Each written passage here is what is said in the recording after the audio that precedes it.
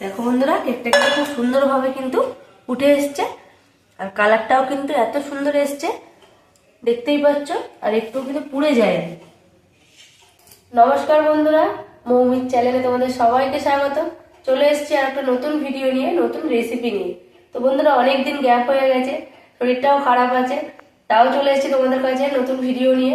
আর আজকে বানাবো বন্ধুরা একদম ঘরোয়া পদ্ধতিতে কেক। ডিসেম্বর মাস মানে কিন্তু কেকের মেলা, আর সেই কেক রেসিপি যে এত সহজভাবে তোমাদের দেখাবো, কেক যে কেউ বাড়িতে বানিয়ে ফেলতে পারবে। তো চলো বন্ধুরা, ভিডিওটা শুরু করা যাক। তো বন্ধুরা, কেকটা বানানোর জন্য আমি কি কি উপকরণ নিয়েছি একবার দেখে নাও। এখানে নিয়েছি অল্প কাজু বাদাম, অল্প চেরি, কিশমিশ, মোরব্বা, 1 কাপ সুজি, 1 কাপ ময়দা, 1 কাপ চিনি, আর দুধ নিয়েছি 1 কাপ, যতটা লাগবে ব্যবহার করব। সাথে আছে একটা ডিম। তো এই কটা উপকরণ দিয়ে কিন্তু আজকে আমি কেকটা বানাবো। প্রথমে আমি একটা বোলের মধ্যে ডিমটাকে ফাটিয়ে নেব। ডিমটাকে নিয়ে নিয়েছি। এবারে এর মধ্যে আমি 1 কাপ চিনি, গুঁড়ো করা না, একদম বাড়ির যে চিনি আমরা খাই, গোটা চিনি, সেগুলোই দিয়ে দেবো। দিয়ে এই ডিমের সঙ্গে চিনিটাকে ভালোভাবে ফাটিয়ে নেব। এমনভাবে ফাটতে হবে যেন চিনিটা ডিমের মধ্যে পুরোপুরি গলে যায়। অনেকক্ষণ টাইম লাগবে, আর এইটাই কিন্তু আসল ডিমটা। আর চিনিটা যত মিক্স করবো আর যত গাঁজা উঠবে এই ডিমের, তত কিন্তু কেকটাও ফুলবে ভালো। একটু টাইম লাগবে, কিন্তু এইভাবে ভালো করে চিনি আর ডিম একসঙ্গে ফাটিয়ে নিতে হবে। তো বন্ধুরা দেখো, ডিম আর চিনি কিন্তু একদম মিক্সড হয়ে গেছে, আর ডিমের কালারটাও কত সুন্দর সাদা ক্রিমি ভাব এসে গেছে। এবারে এর মধ্যে আমি দিয়ে দেবো ছোট ছোট যে 5 টাকা কি 7 টাকা দামের যে বাটারের প্যাকেট পাওয়া যায়, এই দুটো বাটার।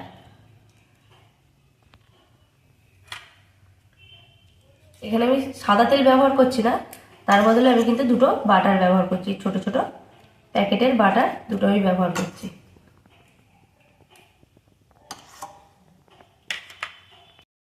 এখানে দুটো বাটারই আমি বের করে নিয়েছি। এবারে এর মধ্যে দিয়ে দেবো, দিয়ে আবার আমি ফাটতে থাকবো।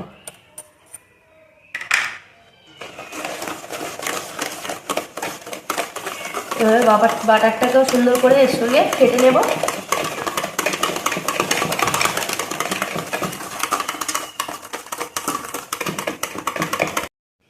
বাটারটা ভালো করে ফেটে নিয়েছি। এবারে আমি 1 কাপ সুজি এর মধ্যে দিয়ে দেব, আর দিয়ে দেবো 1 কাপ ময়দা।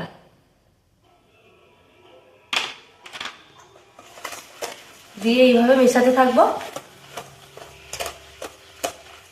এই মেশানোর সময় যতটা পরিমাণ দুধ লাগবে, আমি কিন্তু অল্প অল্প করে ততটা পরিমাণই দুধ দেব। আর দুধটা কিন্তু বন্ধুরা আমি আগে থাকতে গরম করে ঠান্ডা করে রেখেছিলাম।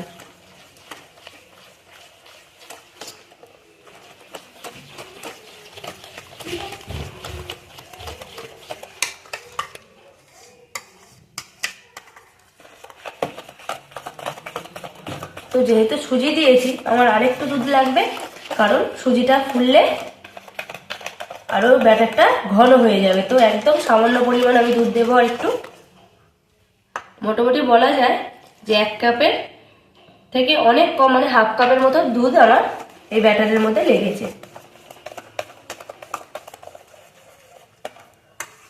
এবার আমি এই ব্যাটারটা কিছুক্ষণ রেস্টে রেখে দেবো। ব্যাটারটা যতক্ষণ আমি রেস্টে রেখেছি, ততক্ষণ আমি ড্রাই ফ্রুটগুলোকে ছোট ছোট করে পিস করে নেবো। তো প্রথমে মোরব্বাটা আমি এইভাবে ছুরির সাহায্যে ছোট ছোট পিস করে নেব।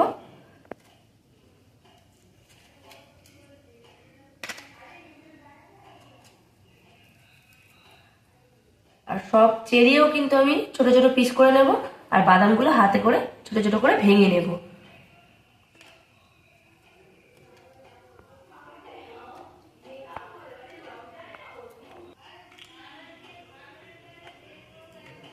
বাদামগুলো একদম হাতে করে ছোট ছোট করে এরকম পিস করে নিয়েছি।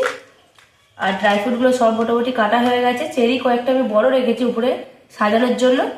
আর এদিকে আমার ব্যাটারটাও কিন্তু ফুলে দেখো বন্ধুরা, একদম ঘন একটা ব্যাটারে তৈরি হয়েছে। এবার এর মধ্যে আমি কুচিয়ে রাখা বাদাম, কিশমিশ, কিশমিশটা আমি একটু অল্প পরিমাণেই দেবো, কারণ বাচ্চারা কিশমিশটা ঠিক একটা পছন্দ করে না। মোরব্বা, এগুলো কিন্তু কেউ যদি না খেতে চাও তাহলে কিন্তু না দিলেও চলবে। আর কেটে রাখা চেরি দিয়ে আমি আর একবার ফেটে নেব।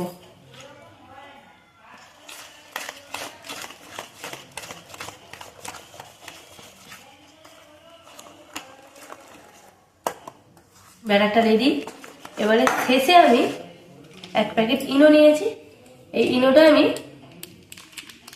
খাবার সোডা আর বেকিং পাউডারের বদলে কিন্তু দিচ্ছি। একটা ইনোতেই কিন্তু দুটোরই কাজ হয়ে যাবে।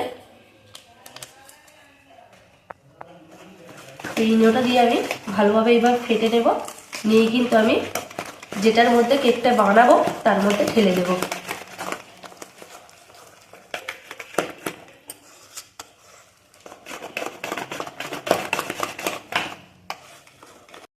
এখানে আমি একটা সিলিভারের বোল নিয়ে নিয়েছি, আর এর মধ্যে কিন্তু আমি আগে থাকতে তেল লাগিয়ে নিয়েছি। আর এটা কিন্তু বাটার পেপার নয়, ঘরে থাকা যে কাগজ থাকে সেই কাগজ কেটে আমি রেখেছি। এবারে ব্যাটারটা আমি এর মধ্যে আস্তে আস্তে ঢেলে দেব।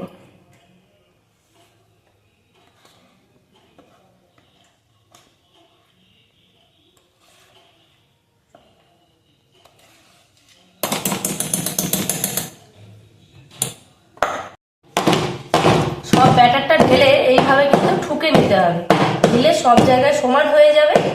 আমার কিন্তু ব্যাটারটা সমান হয়ে গেছে। এবার আমি উপর থেকে একটু ড্রাই ফ্রুট ছড়িয়ে দেব।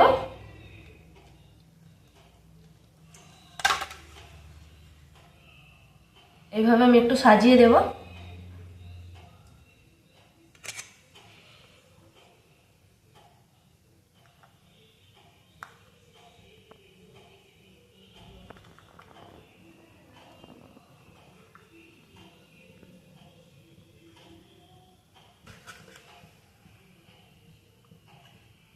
অল্প অল্প করে সব রকম ড্রাই ফ্রুট আমি কিন্তু দিয়ে সাজিয়ে দিয়েছি। আর এদিকে আমি কড়াটাও কিন্তু আগে থাকতে গ্যাসে বসিয়ে দিয়েছি একটু গরম হওয়ার জন্য। তো কড়াটাও গরম হয়ে এসছে, ওর মধ্যে আমি একটা স্ট্যান্ড বসিয়ে দিয়েছি। এবারে এর মধ্যেই কিন্তু আমি কেকটা বসিয়ে দেবো, কোনো রকম বালি ছাড়াই। বসিয়ে ঠিক কড়ার মাপেরই একটা বোল নিয়ে নিয়েছি, এটাকে এবারে ঢাকা দিয়ে দেবো। ঢাকা দিয়ে 45 মিনিট মিডিয়াম আছে আমি কেকটাকে বানিয়ে নেব। 45 মিনিট হয়ে গেছে, এবার আমি কিন্তু খুলে দেখবো।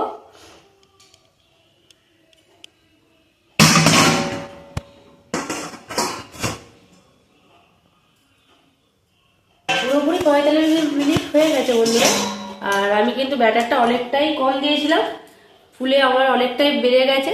আর আমি একটা কাঠি নিয়ে নিয়েছি, কাঠি দিয়ে কিন্তু অবশ্যই চেক করে দেখবে কেকটা পারফেক্ট ঠিকঠাক হয়েছে কিনা। তো দেখো বন্ধুরা, কাঠের গায়ে কিন্তু আমার কেকটা একদমই লেগে যাচ্ছে না, তার মানে আমার কেকটা পুরোপুরি হয়ে গেছে। দেখো কোনো দিক দিয়ে কিন্তু কাঠিতে কোনো কিছু লাগছে না, তার মানে কেকটা আমার হয়ে এসছে। এবারে আমি গ্যাসটা বন্ধ করে দেবো, কিন্তু বন্ধ করার পরেও কিন্তু এই কড়াটা ঢাকা দিয়ে রেখে দেবো। তো গ্যাসটা আমি বন্ধ করে দিলাম। এবার আমি ঢাকাটা যেমন ছিল তেমনভাবে আবার দিয়ে দেবো, দিয়ে কেকটাকে ঠান্ডা করবো। কেকটা ঠান্ডা হয়ে গেছে আর নিয়ে চলে এসেছি। এবারে কিন্তু কেকটা আমি প্লেটের মধ্যে নেব। তো প্রথমে প্লেটটা আমি এইভাবে চাপা দিয়ে এইভাবে উল্টে দেব।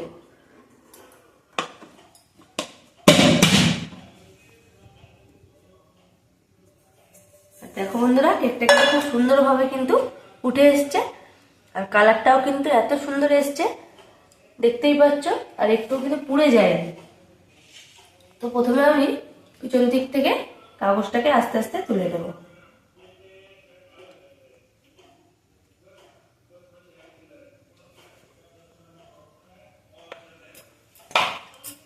কতটা সুন্দর হয়েছে।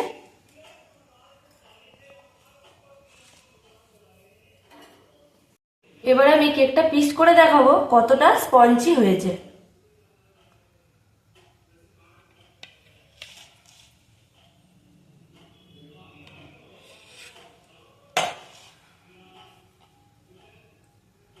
তো দেখো বন্ধুরা, ভিতর দিয়ে খুব সুন্দর একটা স্পঞ্জি ভাব এসছে আর নরম তুলতুলে কেকটা হয়ে গেছে।